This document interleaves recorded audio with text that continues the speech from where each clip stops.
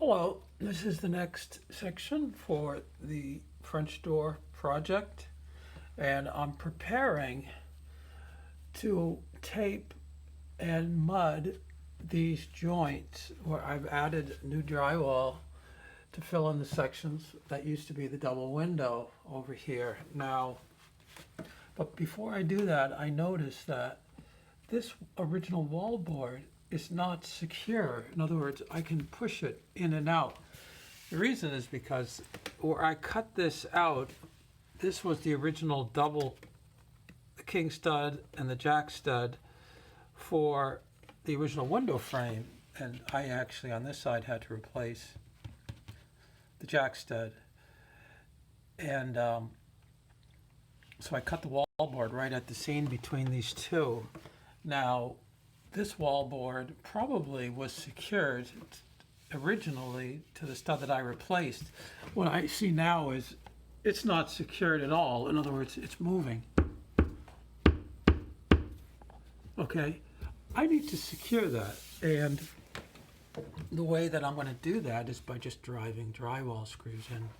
Knowing that I have a full stud width, I can space this back 3/4 of an inch. Now, when you add the drywall screw to unpainted drywall, you recess it right below the paper level. Now, in this case, this is a finished drywall, so it's got this skim coat of plaster or drywall compound, depending on whether this was a repaired section or the original section. It's a finished wall, so it's got an extra coating on it. So when I set this screw, I can't set this by looking for it to dimple the paper, because I'll never see the paper. Now, it turns out you don't have to remove this top coat to give you access to the paper and then set this to dimple the paper. You can set this drywall screw just setting it below the surface of the finished wall. Okay, that seems to work without breaking anything. Okay, so I've already done that on the places where my patch intersects with the stud. Okay, I'm going to do that all the way up this wall. Okay, and I'm also going to do it on the other side.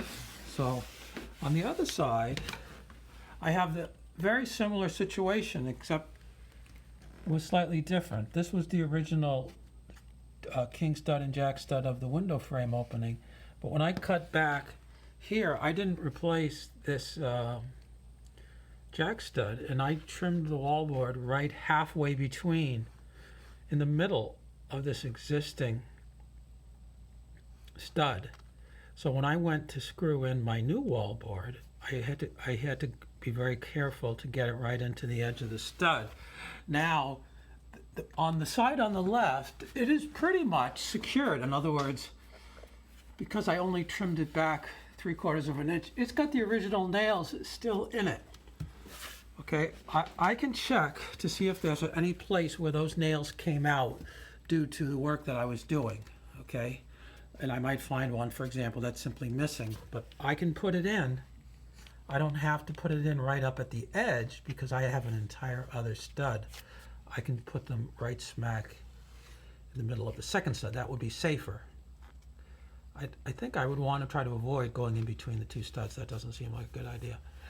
Now, one other thing I want to show you is while I was working on this wall to put this door in, I had to do a lot of banging, nailing in the new framing, and I got a couple of pops on the drywall screws. And what happens is you get a blistering of the paint and the plaster. Now, you can simply add another screw next to that. You can, I think it's recommended to actually take this one out. It's not going to work anymore. It's not effective, rather than to have it potentially causing you a problem. And you just sink these extra screws. This happened in 2 other spots. And I might want to just add a few extra in other spots where if I think the board does not seem to be solid. I want this wall to be solid, because when you have a wall with a door next to it and the door gets slammed, that wall does suffer a lot of vibration, okay? I'm just going to use pause, and I'll add in a few extra screws here, and we'll see how that came out. Okay? Particularly up here, for example. You see that's definitely loose.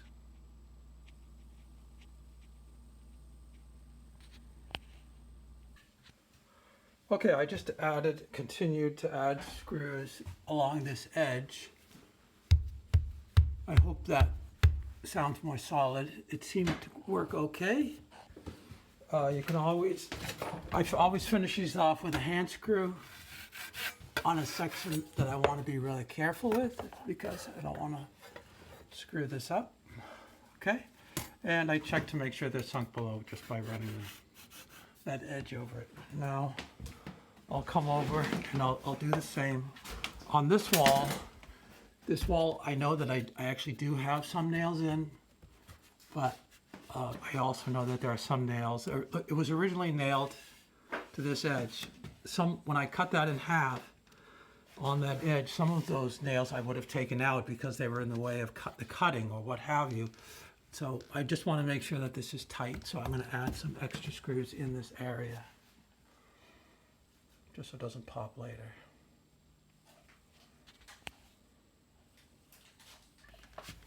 Okay, I went ahead and I added extra screws, or I added a screw to make sure I had a screw in each place along this edge. Some of them original nails were still there, but other areas I couldn't tell for sure.